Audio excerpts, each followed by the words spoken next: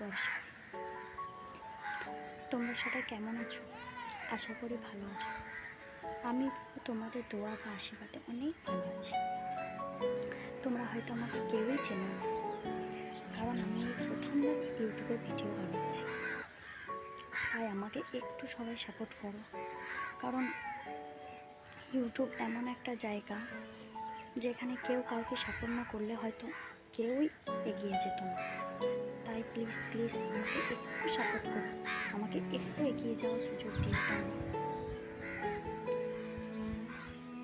চলো, আমি এই পর্যন্ত এই ভিডিওটা রাখলাম।